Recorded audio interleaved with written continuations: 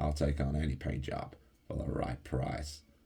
Hey guys, welcome back to Planet Mithril, and today I'm once again in a galaxy far, far away and tackling the ruthless bounty hunter brought to us from the Clone Wars, Cad Bane. A fantastic addition to the range of models, and a model with some stunning textures and details throughout that really complement the rich, vibrant tones I'll be showing you in the video. Once my model was prepped and assembled, I undercoated with Citadel Mechanica Standard Grey.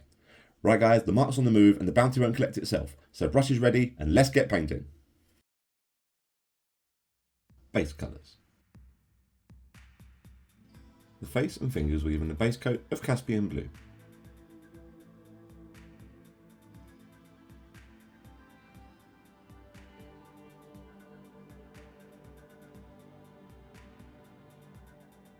The undertrousers, undershirt and fabric around the back of his head were base coated with a 1-to-1 mix of black and black leather.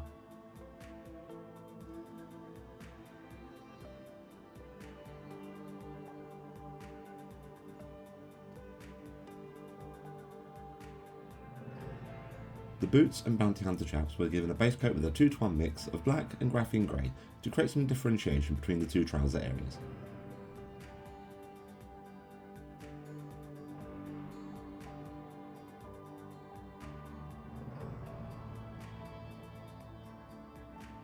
The entirety of the long flowing coat and the hat were then base coated using brown leather. Due to the pigment concentration, you probably have to apply a few thin layers to get a smooth finish.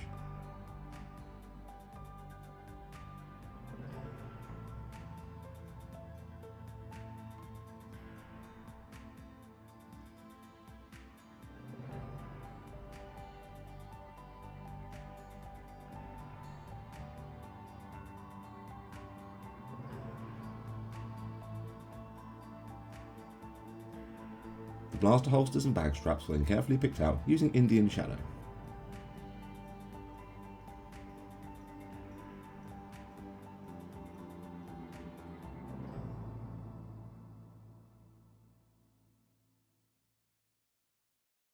The gauntlets over Bane's forearms were base coated using Cobalt Alchemy, again to create some differentiation between these and the other metallic areas.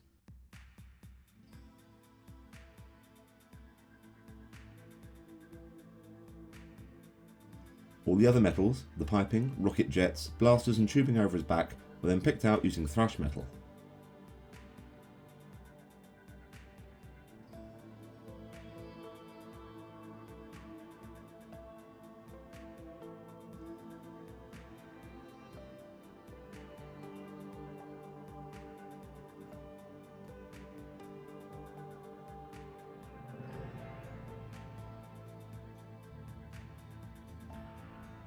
Any grey details were picked out with Eclipse Grey.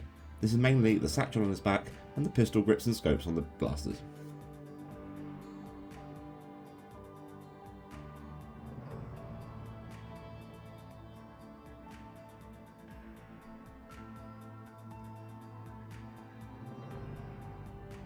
Duros Skin. A recess shade was applied between the fingers and with the recesses of the face with a 1-to-1 mix of Caspian blue and navy blue. This will add some subtle richness to the more pastel-y overall look to the Duros Skin. I then started layering up the skin tone by adding Imperial blue into the Caspian base paint. This was done at an approximate 2-to-1 ratio to begin with.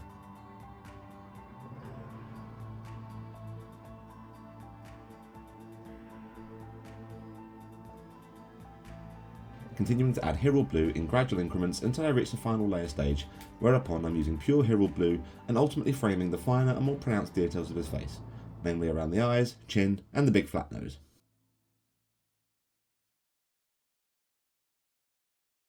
For the highlights, I added in very small amounts of white to the Imperial blue and applied this over multiple stages. Adding too much too quickly will desaturate the quite light tone of the Imperial blue, which you don't want, so for each successive highlight keep your additions on the lower side until you reach the tone you feel works best to finish off the skin. The large eyes were then carefully picked out using deep red, being very careful not to bleed over onto the finished skin.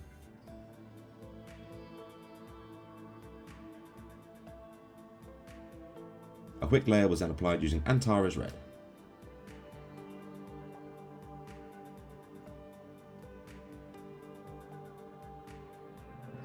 Followed by a dot highlight using Tiamat orange.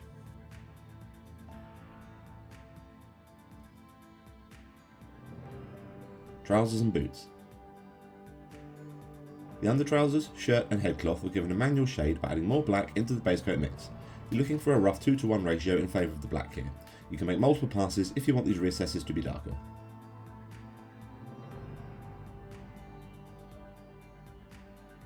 When you're happy with the look here, an initial layer was applied using pure leather. This has a slight purpley hue which will provide a nice spot colour when it comes to the highlight stages and against the rich tones of the coat.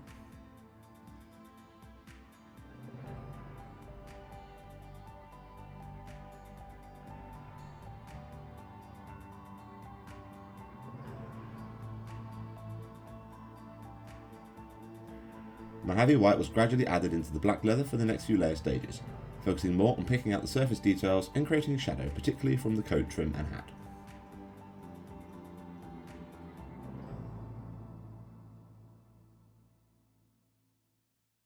By the time you reach the highlight stage, you should have a rough 1:1 mix of black leather and Mojave white, and are now just framing the head material and picking out the uppermost crests of all the shirt and trouser details.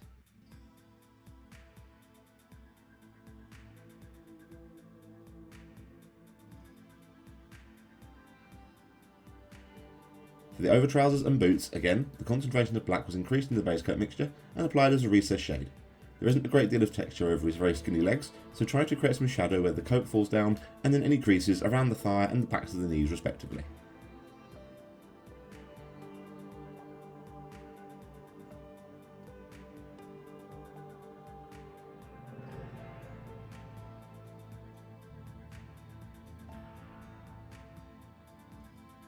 Now, increasing the ratio of graphene grey in the original base coat mix, start building up the layers over these darker grey areas, focusing initially on the larger areas of muscle, the calves, knees and thighs to help tighten the texture that has hopefully been created from the recessed shade previously.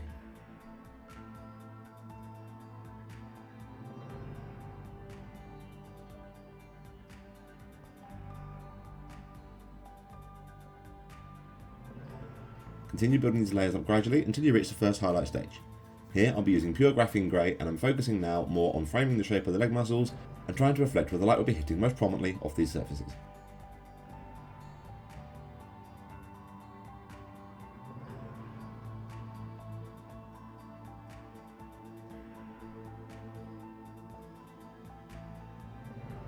Miskatonic grey was then used as a highlight across all these areas.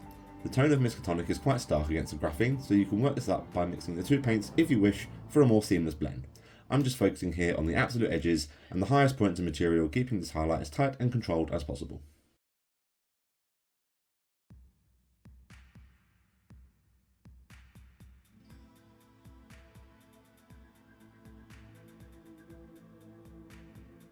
Coat, hat and holsters. It's time to work on all the browns now, and there is a fair bit on this model. I'm going to be balancing the tones of the browns with some darker reds, which will hopefully balance out the lighter browns and oranges I'll be using for the layers and highlights.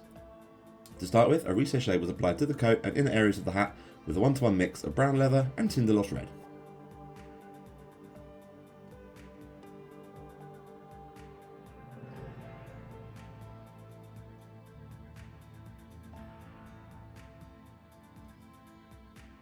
Start building up the layers over the coat and hat now by adding Mars orange into the brown leather base at a rough 2:1 ratio to begin with. This will enrich the tone of the brown leather and bring the tone up more naturally.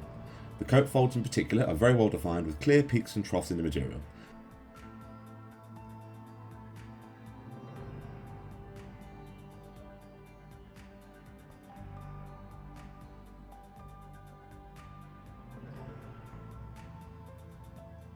With the hat, work this slowly towards the brim, leaving a shaded circle around the top part.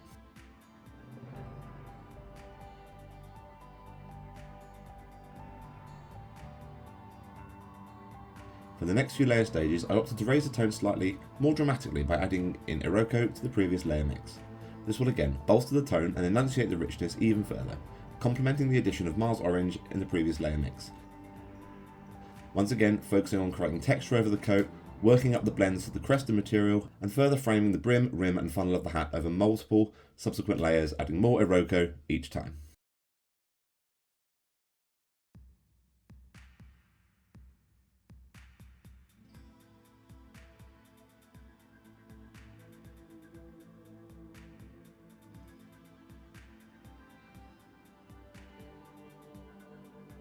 When you're happy with the look of the finished layers, Add white sands into the overall mix and apply this as a fine edge highlight over the edges, trims, crests and most prominent areas of material.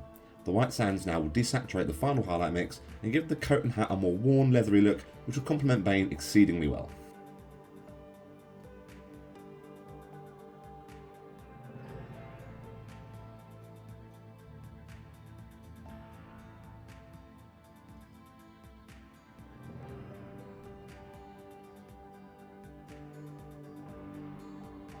A manual shade was applied to the inner of the straps and holsters next, using a 3-to-1 mix of Indian Shadow and Arbuckle's Brown.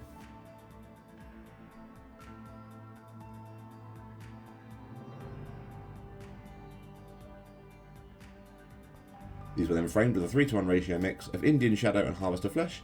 These tones will be more muted, as so to not detract from the impact of the coat and hat, which is the main focal point of the model.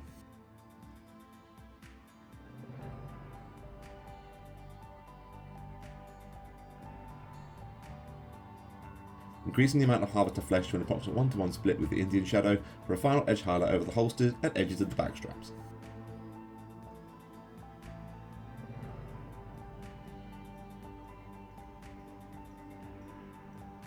Gauntlets, blasters and metals.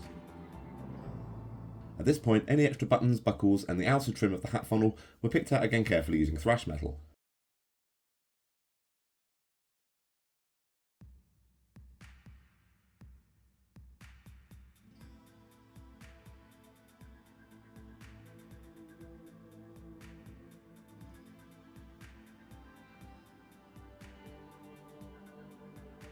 All the metals now, gauntlets, blasters included, were given a toning shade using Citadel Nuln Oil, aiming for a uniform tone across all these areas of silver.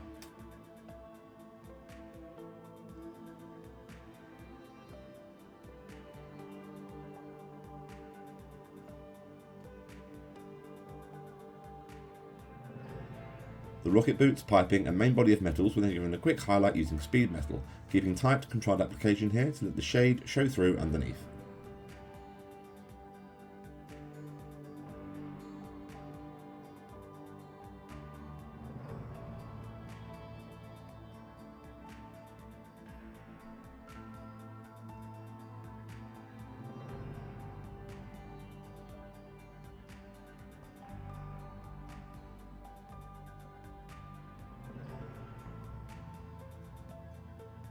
The gauntlets were given another layer first, again using Cobalt Alchemy just to pick out the framework and work in the slight blue hue that Bane has.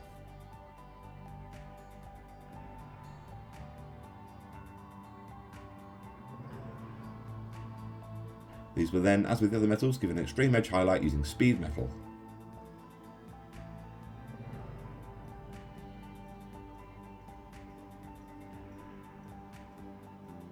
Finally, the grips and scopes of the blasters were given a very quick extreme edge highlight using Miskatonic Grey, just to frame the very edges.